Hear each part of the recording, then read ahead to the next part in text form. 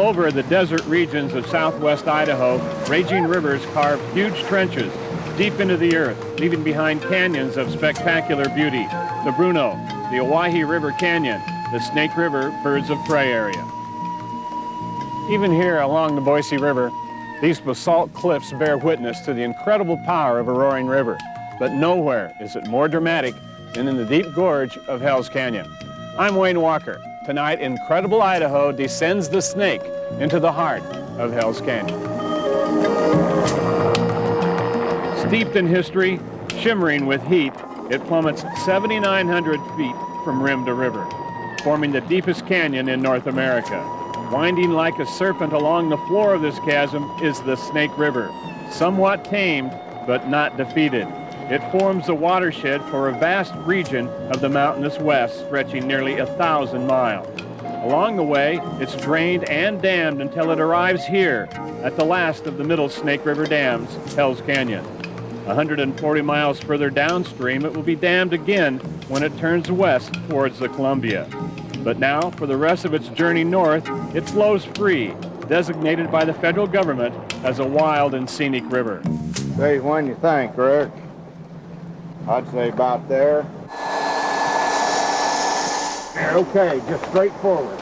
Right around here if you can get it. Just below Hell's Canyon Dam is the launch site for this spectacular stretch of river.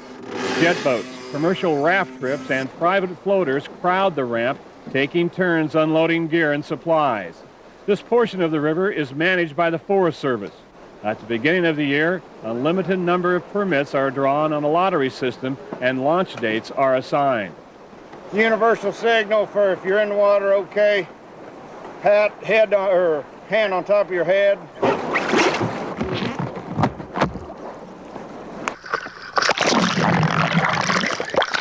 Oh, nice water.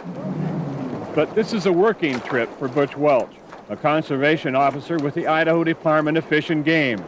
Oop, we gotta redo one strap there. He's designated as a Backcountry Patrol officer, and in Idaho, that covers a lot of territory. You know, we're still regular game wardens, we just don't have assigned patrol areas. We help everybody else in the region. But come hunting season and this time of year, we can go out, make our presence known in the backcountry, and we're not leaving the patrol area vacant. Couldn't ask for better weather. It's not too hot.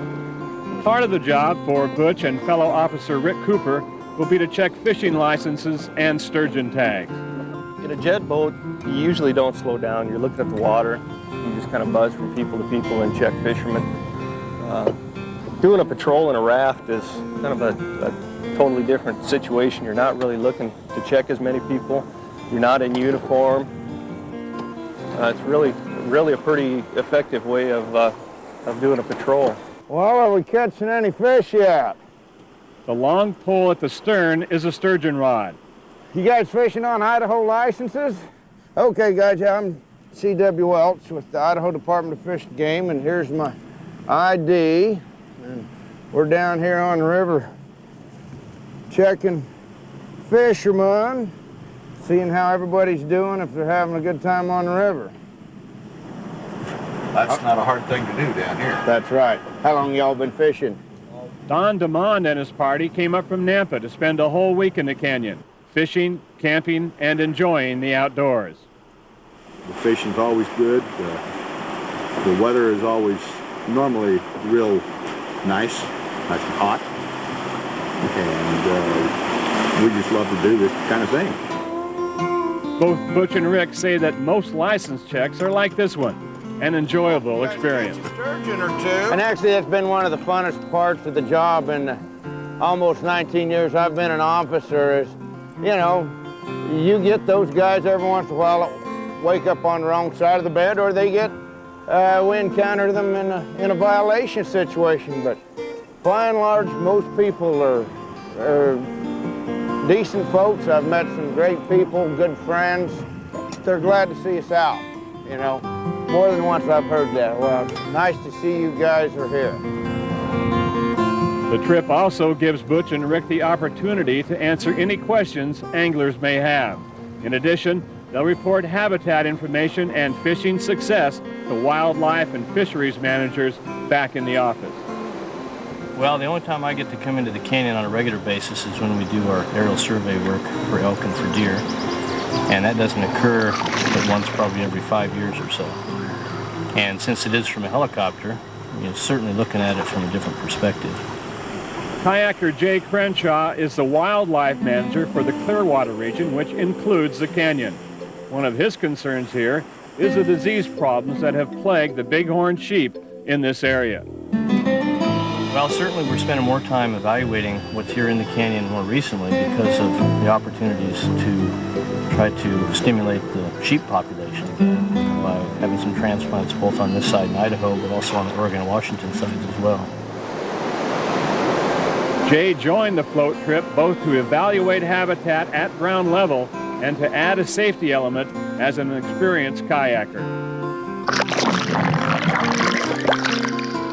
That's a real advantage of having the kayak along on a trip, because if anybody does run into trouble, then you can go after an individual and pull them to shore or help somebody if they've run into some other kind of problem. And if a raft does flip, then sometimes it's pretty critical to act right away.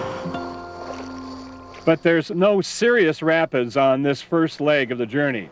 It's a comfortable float and a good opportunity to study the changes produced by nature in this high water year.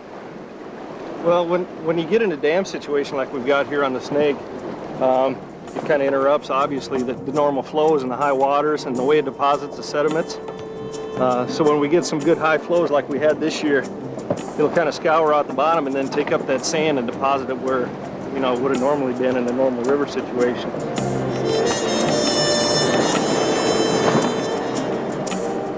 It's the height of summer, long, hot, sunny days and warm nights.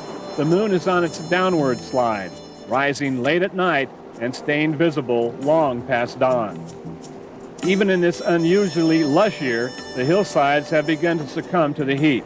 The long grasses are drying up and slowly bleaching from rich green to a faded golden brown. The world slows down here. Call it river time, and perspectives narrow to the water, the sun, the cliffs, and the ghosts of all who have traveled here over the centuries.